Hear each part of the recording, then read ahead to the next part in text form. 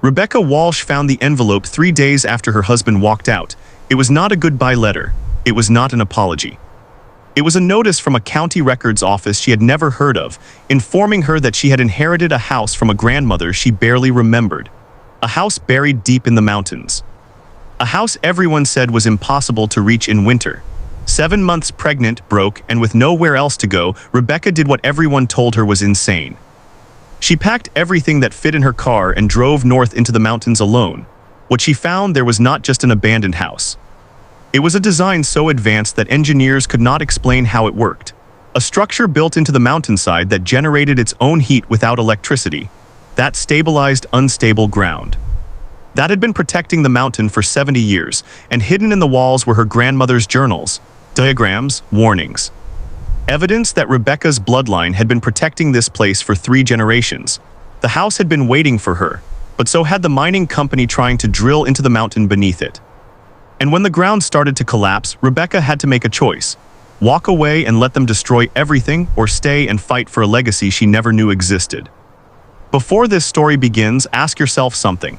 If you inherited a place that could save you but demanded everything from you in return, would you have the courage to stay? Keep that question in mind, because what Rebecca does next will either break her or make her stronger than she ever imagined. Most people run from the hard things. Most people hear impossible and choose comfort over courage, but you are still watching. That tells me something about you. You are not like most people. You do not need everything wrapped neatly. You can handle the messy, the broken, the real. So here is what I need you to do. If you are the kind of person who finishes what they start, who does not walk away when stories get uncomfortable, hit the subscribe button and be part of our channel as we grow together. Also like and share. It helps us reach more people who need these stories. Let us build a community of people who choose courage over comfort. Rebecca Walsh did not arrive at the mountain house with hope. She arrived with exhaustion. The drive had taken 9 hours. Her back ached from gripping the steering wheel. Her hands were stiff. The baby inside her shifted restlessly, as if reminding her that fear did not pause just because you were tired. When she finally turned off the narrow gravel road and saw the house, she almost kept driving. It did not look welcoming. It did not look safe. It barely looked real. The structure sat half buried into the slope of the mountain, as if the earth had decided to hold it close. The roof was not a roof. It was a continuation of the hillside itself. Grass and moss flowed naturally over it, blending into the landscape. The walls were thick timber, darkened by age, packed with earth shaped by hands that had understood patience. Rebecca parked and sat in silence for a long moment, engine ticking as it cooled. She pressed her palm to her stomach. "I know," she whispered. "I am scared too." The silence around her was not empty. It was listening. When she stepped inside, the first thing she noticed was the temperature. Outside, late November had already sharpened the air. Frost clung to the shadows beneath the trees. But inside, the cold softened, not warm exactly, just steady, as if the walls themselves had learned how to refuse extremes. Rebecca closed the door behind her and leaned against it, breath catching unexpectedly. She had expected dampness. Rot, that hollow smell of places abandoned too long. Instead, she smelled earth. Old wood, something grounded. She moved slowly through the space, one hand braced against the wall. The floors were stone, solid, unmoving beneath her weight. Narrow windows let in soft bands of light, angled just enough to brighten the rooms without exposing them. The house did not open outward. It folded inward. Rooms stepped back into the mountain, each level retreating deeper rather than reaching higher. It felt less like entering a building and more like being accepted into something older. Rebecca sat down on a low bench carved directly into the wall and let herself breathe. For the first time since her husband left, she cried, not quietly, not politely, fully. Her shoulders shook. Her hands trembled, tears soaked into her scarf as she bent forward, forehead resting against her knees. She cried for the marriage she had believed in, for the life she thought she was building. For the fear of raising a child alone in a world that suddenly felt too sharp. And when the tears finally slowed, she realized something unsettling. The house had not echoed her grief. It had held it. That night, Rebecca slept on the floor, wrapped in blankets she had brought from the car. The stone beneath her was cool but not punishing. The air did not bite. Her breath did not fog. Outside, wind moved through the trees with restless energy. Inside, the sound softened, filtered through layers of earth and timber until it became something closer to a lullaby. She dreamed of her grandmother. Catherine Walsh stood in the doorway of the house as Rebecca remembered her from childhood, sleeves rolled to her elbows, hair pulled back carelessly. Eyes steady and knowing, she did not speak. She only placed her hand flat against the wall and waited. When Rebecca woke, morning light filled the room. She stood slowly, stretching stiff limbs, and noticed something strange. The farther she moved toward the upper levels, the warmer the air felt, not dramatically. Just enough to ease the tightness from her shoulders. Curious now, she explored more deliberately. She traced the walls with her fingertips and felt subtle currents of air flowing, not randomly. Guided narrow passages angled upward, carrying warmth naturally. The packed earth walls were thick, absorbing heat and releasing it slowly. This was not luck, this was design. In a small alcove tucked into the middle level, Rebecca found the first sign that changed everything. A stack of old papers wrapped carefully in oilcloth. Her hands shook as she unwrapped them. Inside were blueprints, hand-drawn, precise, annotated with measurements and arrows, cross-sections of the house, diagrams of airflow, notes about thermal mass, earth sheltering, seasonal stability. Rebecca stared at them, heart pounding. Her grandmother had not just lived here, she had understood it. More papers followed, journals filled with neat handwriting. Observations about weather patterns, temperature consistency, structural stress. This place was not a retreat, it was a solution. Later that afternoon, as Rebecca rested, a sound drifted up from the valley below. Engines. She stepped outside and followed the sound to the edge of the slope. Below, far enough away to feel distant but close enough to matter, trucks moved slowly along a rough access road. Men in bright vests planted markers into the ground. Survey equipment. Rebecca's stomach tightened, not from the baby this time, from instinct. That evening she found a final envelope tucked between the pages of a journal. Her name was written on the front. Inside, her grandmother's words were brief. Rebecca, if you are reading this, it means you stayed. This house was never meant to be owned. It was meant to be protected. There are forces that will want what lies beneath this mountain. They will not listen to the mountain. You must. Rebecca folded the letter carefully. She stood alone in the middle of the house as night fell, one hand resting on her belly, the other pressed against the wall where the warmth felt most alive. She understood now.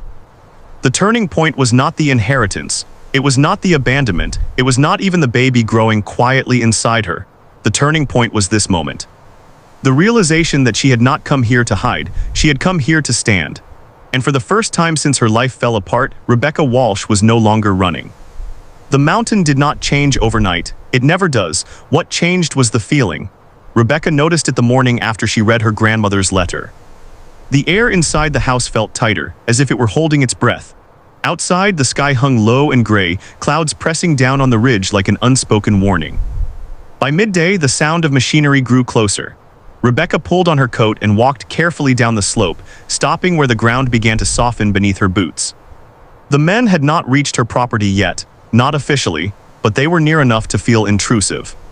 Bright survey flags fluttered in the breeze, unnatural splashes of color against earth that had never asked to be marked. A man noticed her first, tall, clean-shaven. Wearing a hard hat and a jacket with a company logo stitched over the chest, he approached with the practiced ease of someone used to objections. "Ma'am," he called, voice polite but firm. "This area is under assessment. You will want to keep your distance." Rebecca rested a hand on her stomach. "This is my land." He smiled just enough to soften the statement. "We are not here to take anything, just running tests." That word again, tests. Rebecca thought of the blueprints, the airflow channels. The pressure zones marked in her grandmother's careful handwriting. "What kind of tests?" she asked. "Standard geological surveys," he replied. "Nothing invasive yet." The word hung unspoken. But Rebecca heard it anyway. She turned and walked back up toward the house, pulse steady but sharp. That night the ground trembled, not enough to knock things over, not enough to be dramatic. Just a subtle shift beneath the stone floor, a deep, low vibration that passed through her bones more than her ears. Rebecca sat upright in bed, breath shallow. The house responded, not with noise. Not with movement, but with pressure, like a system adjusting, redistributing weight. She pressed her palm against the wall where the warmth pulled strongest. "I hear you," she whispered. The tremor passed, but sleep did not return. Over the next few days, the activity below intensified. More trucks, more men, equipment hauled piece by piece into the valley. The hum of engines became a constant presence, threading itself through the silence. Then one afternoon, rain began without warning, cold and insistent. It soaked the mountain quickly, turning soil slick and unstable. Rebecca watched from the doorway as water carved new paths down the slope, following invisible lines that only the mountain remembered. A sudden crack echoed through the valley, not thunder, something sharper. She froze. Then came the shouts. Rebecca ran as fast as she could manage, heart pounding, breath burning her lungs. By the time she reached the edge of the work zone, men were already scrambling. The ground had given way, not collapsed entirely, but shifted enough to swallow a piece of equipment at an angle, its tracks half buried in mud and stone. A shallow sinkhole yawned where solid earth had been moments before. The same man from before spotted her and raised a hand. "Ma'am, stay back." But Rebecca was not looking at him, she was looking at the slope. The crack had formed exactly where her grandmother's notes had warned, where pressure converged, where the mountain needed to breathe. "This is not safe," Rebecca said, voice steady despite the chaos around her. "You are drilling into a fault pocket." The man frowned. "We have run the data." "So did the people who built that house," she replied. That earned her a look, sharp now, uncertain. The supervisor arrived moments later, jaw tight, clipboard forgotten. He took in the scene, the tilted equipment, the unstable ground. Work was halted, temporarily. Rebecca stood at the edge of the ridge as rain fell harder, soaking her hair, her coat, her boots. No one asked her to leave this time. That night, as she returned to the house, exhaustion washed over her in waves, not just physical, emotional. The kind that settles deep and makes even breathing feel like effort. She sat on the floor of the middle level and pressed both hands to her stomach. "I do not know if I can do this," she whispered. "I do not know if I am strong enough." The house answered, not with words but with warmth, a steady, grounding presence that did not promise ease, only support. Before dawn, she woke to a sound she had not heard before. A low creak, then another. The sound came from the lower level, the place she had avoided since arriving. Something had shifted. Carefully, she stood and made her way downward, each step deliberate. The air grew denser as she descended. Cooler, heavier. At the bottom, she stopped. A hairline crack had formed along the packed earth wall, thin but unmistakable. From it, a faint warmth seeped through, more concentrated than anywhere else in the house. Rebecca pressed her hand near it, not against, just close enough to feel. The vibration was there again, alive. She understood then. The unexpected event was not the survey crews. It was not the sinkhole, it was not even the risk of collapse. It was this realization: the house was reacting to the mountain being disturbed. And if the pressure continued, it would not be just land that failed. Lives would follow. Rebecca stood in the dim light of the lower level, rain drumming softly above, and made a decision that would change everything. She would not wait to be told what to do, she would speak. Loudly if necessary, not just for herself, not just for her child, but for a mountain that had been warning them all along. Rebecca Walsh had spent most of her life believing that strength looked a certain way. It looked like keeping things together, like not asking for help. Like smiling when your heart was quietly breaking because someone else had it worse. That belief had carried her through the early years of her marriage, through compromises she did not question, through silences she told herself were normal, and finally, through the moment her husband left, when she stood still and nodded as if accepting the weather instead of abandonment. But standing in the lower level of that mountain house, her hand hovering near the warm, breathing wall, Rebecca understood something had been wrong with that belief all along. Strength was not silence, it was attention. She climbed back up to the middle tier and sat down heavily, letting the realization settle. Outside, the rain slowed to a gentle tapping. The mountain exhaling after the disturbance. The house adjusted again, redistributing pressure the way it always had, patiently compensating for forces beyond its control. Rebecca thought of her grandmother, not as a distant figure from childhood memories, but as a woman who had lived here long enough to learn the mountain's language. Catherine Walsh had not been reckless, she had not been secretive out of fear, she had been deliberate. Rebecca opened the journals again, this time not scanning for facts, but listening for intent. Between the technical notes and diagrams were quieter observations, small entries written in the margins, comments about snowpack, about how long the house held warmth after sunset, about the way the air changed before a storm, and threaded through them all was a single consistent belief. If you pay attention long enough, the land will tell you what it needs. Rebecca leaned back against the wall and closed her eyes. For the first time, she stopped thinking of herself as a woman who had lost everything. She was a woman who had been entrusted with something. The baby inside her shifted again, stronger now, more insistent. Rebecca placed both hands over her belly and breathed slowly. "I am listening," she whispered, not just to the house, to herself. The next morning, she walked down the mountain before the crews arrived. She stood at the edge of the work zone. Alone, the early light pale and uncertain, the markers were still there. Flags trembling slightly in the breeze.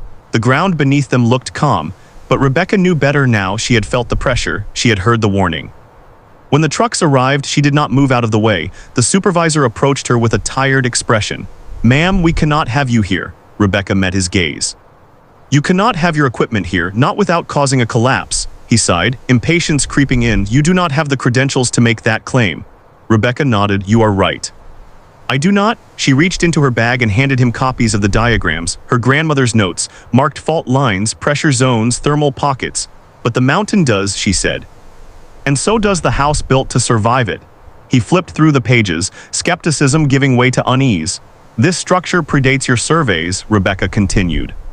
"It was designed to respond to pressure changes you have not mapped yet. If you keep drilling, the house will not fail. The slope will. And when it does, it will not stop where your boundaries end." The man looked past her toward the ridge, then back down at the papers. "I am asking you to pause," Rebecca said softly. "Not because I am afraid, but because I am paying attention." That word again. Pause. It lingered between them longer than any argument would have. Work slowed that day, not stopped, but cautious. Engineers talked quietly among themselves. Measurements were rechecked. Calls were made. Rebecca returned to the house and waited. Waiting felt different now. It was not passive, it was intentional. That evening she sat near one of the narrow windows as the sky burned briefly with color before fading into dusk. She thought about her marriage, not with bitterness, but clarity. She saw the moments she had silenced herself, the times she had ignored discomfort because she believed endurance was the same as love. She realized how often she had mistaken stillness for peace. The mountain had taught her otherwise. Peace was not the absence of pressure, it was balance. Rebecca stood and walked the length of the house, touching the walls, feeling the steady warmth rise and fall. She imagined her child growing up here, learning seasons by watching light change. Learning patience by listening, learning strength by standing still when it mattered. She no longer saw the house as a refuge, she saw it as a teacher. Late that night, as she lay awake, Rebecca felt something else change. Not in the mountain, in herself. The fear that had lived in her chest since the night her husband left began to loosen its grip. Not disappear, but soften. It no longer dictated her thoughts. She was not abandoned, she had been redirected. The next morning, a formal notice arrived. Slid under the door by a courier who did not linger. Temporary suspension of activity pending further review. Rebecca sat at the table and read it twice. She did not celebrate, she did not relax. She simply nodded. This was not the end. It was an opening. She stepped outside and looked out over the valley. The mountain quiet again, holding its breath in a different way now, not tense. But attentive, she rested one hand on her belly, the other against the wall behind her. "I am still here," she said. "And I am not looking away anymore." In that moment, Rebecca Walsh stopped seeing herself as someone to whom things happened. She was someone who responded. And that change, quiet, internal, irreversible, would shape everything that came next. Opportunities rarely arrive the way people expect. They do not knock loudly. They do not announce themselves with certainty. More often, they come disguised as responsibility. Quiet, heavy, and easy to walk away from. Rebecca felt that weight settle on her in the days after the suspension notice arrived. The mountain grew quiet again. The trucks disappeared one by one. The bright flags were removed, leaving behind only disturbed earth and questions that had not yet found answers. But the silence did not mean safety. It meant attention. Emails began arriving. Not many at first. A geologist from a small university asking careful questions. A regional planner requesting documentation. A woman from an environmental nonprofit who had heard rumors of an unusual structure built into the slope decades ago. Rebecca answered slowly, thoughtfully. She did not exaggerate, she did not plead. She simply told the truth, about the house, about the pressure, about what happened when no one listened. One afternoon, a woman named Diane Porter arrived unannounced. She was in her late 50s. Broad-shouldered, with iron-gray hair pulled back tightly and eyes that missed very little. She introduced herself as a county inspector, though the way she carried herself suggested she had long ago stopped caring whether people liked that title. "I do not care about sentiment," Diane said as she stepped inside. "I care about liability." Rebecca nodded. "Then you are in the right place." They walked the house together. Diane pressed her palm against the walls the same way Rebecca had weeks earlier. She paused in the narrow corridors where the air moved differently. She frowned at the lower level, standing still long enough to feel the vibration beneath the stone floor.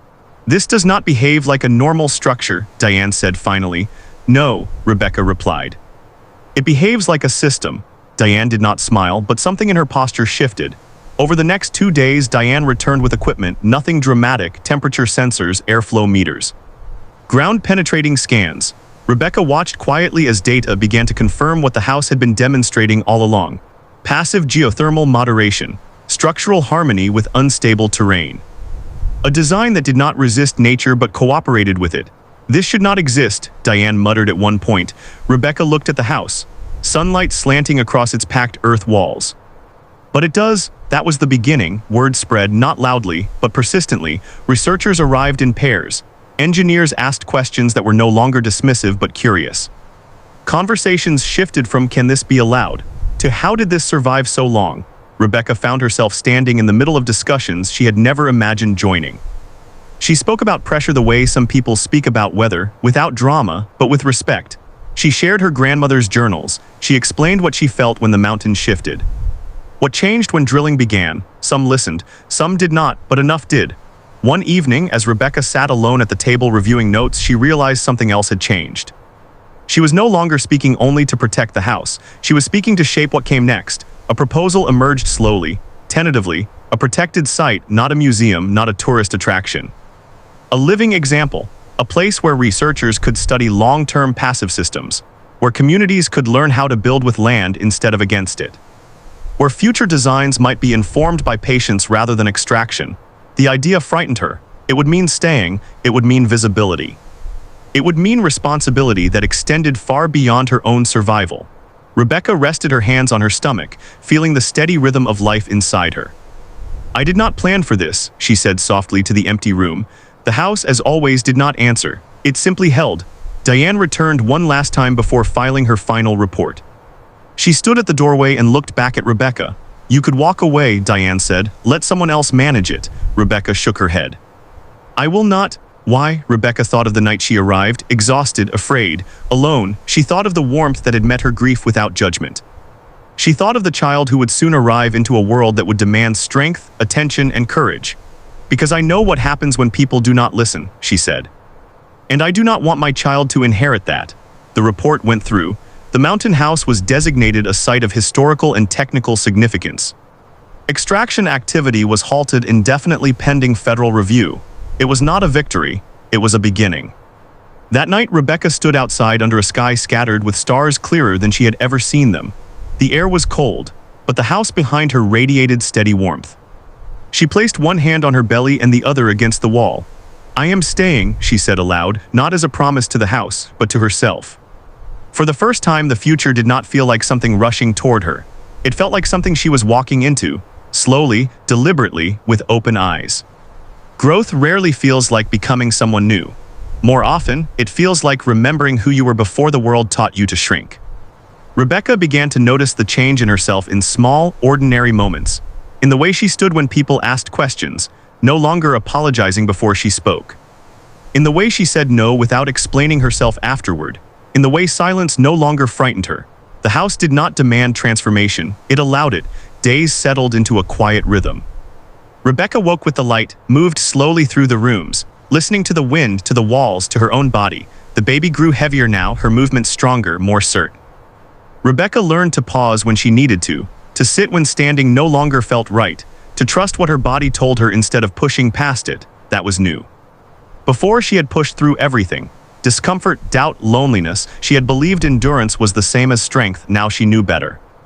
One afternoon, while reviewing old notes at the table, Rebecca came across a page she had overlooked before. It was not technical, it was not measured, it was personal. Her grandmother had written, "There is a difference between holding on and holding space. One exhausts you, the other changes you." Rebecca read the line twice. Holding on had defined her marriage. Holding space was defining her life now. Visitors still came. Engineers, researchers, planners, but Rebecca no longer felt the need to prove herself to them. She spoke plainly, she listened carefully.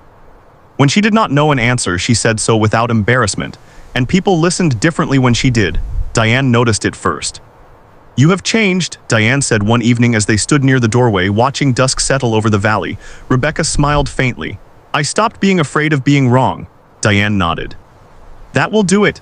As winter edged closer, the mountain tested them, not violently, but persistently. Heavy snow fell early. Ice glazed the access road. The world beyond the ridge grew distant. Then, irrelevant, Rebecca stayed. She learned how the house responded to cold, how warmth gathered and traveled upward, how the middle tier held steady through the longest nights. She learned which walls liked touch, which corners held silence. And slowly she learned herself. One night pain woke her sharply, not labor, just a reminder, a boundary. Rebecca sat up, breathing through it, one hand on her belly, the other pressed flat against the wall. "I hear you," she said, to the baby, to the house, to herself. For the first time she did not panic, she rested. The old version of Rebecca would have called it weakness. This version knew it was wisdom. Weeks passed, her body changed. Her center of gravity shifted, not just physically, emotionally. She felt rooted now in a way she never had before, not attached to outcomes, anchored in presence. One morning, as sunlight filtered through the narrow windows, Rebecca caught her reflection in the glass. She looked older, tired, stronger.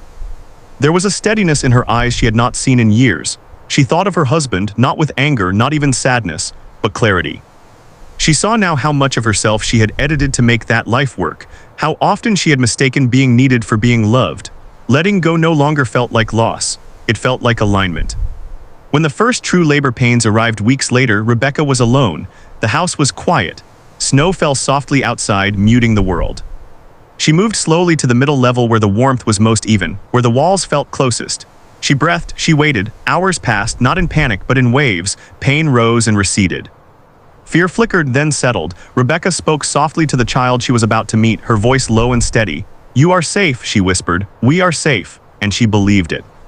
When dawn finally broke, pale light spilling across the stone floor, Rebecca held her child in her arms.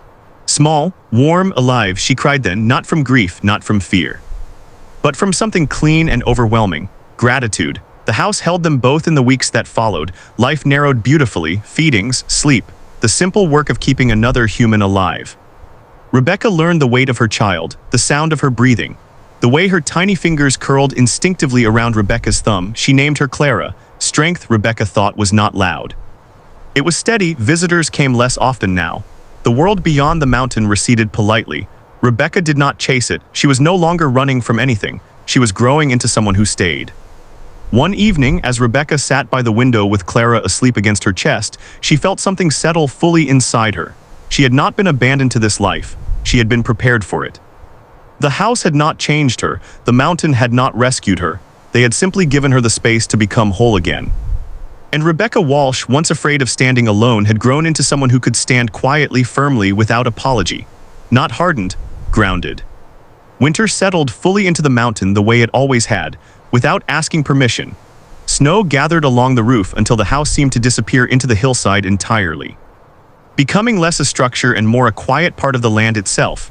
The road below vanished beneath white. The world beyond the ridge grew distant, muted, unimportant. Inside, life was simple. Rebecca rocked her daughter gently near the narrow window, watching flakes drift downward like unspoken prayers. Clara slept against her chest, warm and impossibly small, her breath rising and falling with a trust that still amazed Rebecca every time she noticed it. Once, Rebecca had believed safety came from planning, from predictability, from people who promised they would stay. Now she knew better. Safety came from attention, from listening, from learning how to stand still when the world shook. The house did not make noise in winter. It did not creak or complain. It held its warmth patiently, releasing it the way a steady heart releases blood, slowly, deliberately, without waste. Rebecca had learned to do the same. In the evenings, when the fire burned low and the mountain grew quiet, Rebecca sometimes spoke aloud, not because anyone answered, but because the words needed somewhere to land. She spoke to her grandmother, to the woman who had understood this place long before anyone else cared to the quiet courage it took to build something meant to last rather than something meant to impress. She spoke to the version of herself who had once believed that being left meant being unworthy. "I know now," she would whisper. "I was not abandoned, I was released." And each time she said it, the truth of it settled deeper. Spring would come eventually, visitors would return. Papers would be signed. Decisions would ripple outward from this place into plans Rebecca would never fully see, but none of that felt urgent anymore. What mattered was this moment.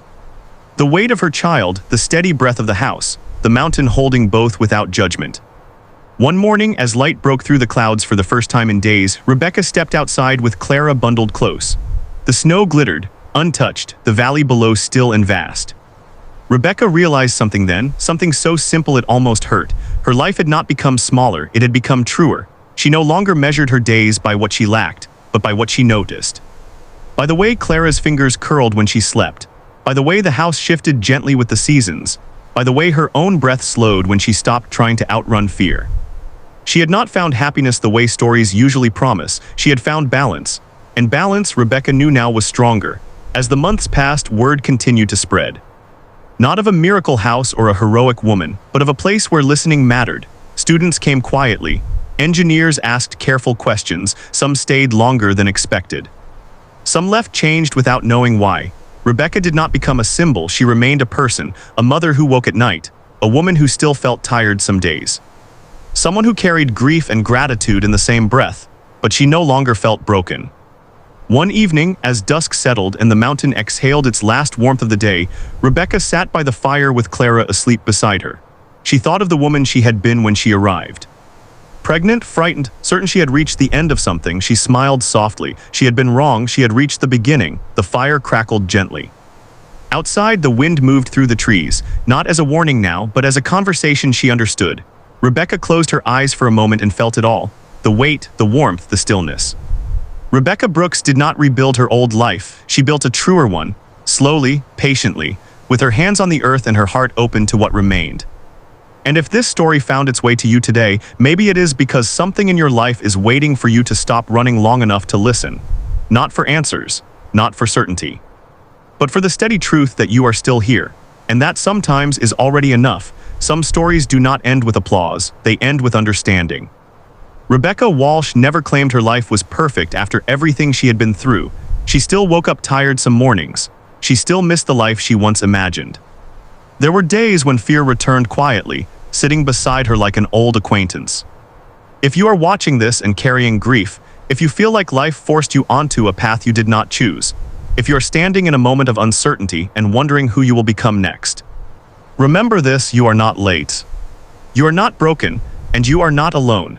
Sometimes the most meaningful change begins the moment you stop fighting who you are and start listening to who you are becoming. Sometimes the door closing behind you is not rejection, it is redirection. Sometimes the place you end up is not a punishment, it is preparation. And sometimes when everything familiar falls away, what remains is not emptiness, but the quiet space where you finally learn who you are strong enough to become. If this story stayed with you, subscribe for more real stories like this. Stories about women who refused to stay broken, who walked through fire and came out forged, not burned. And if you know someone who needs hope right now, someone starting over, someone rebuilding from betrayal, someone who just needs to know they are not the only one, share this story with them. Because Rebecca's story is not unique, it is universal. Some stories do not end with applause, they end with understanding.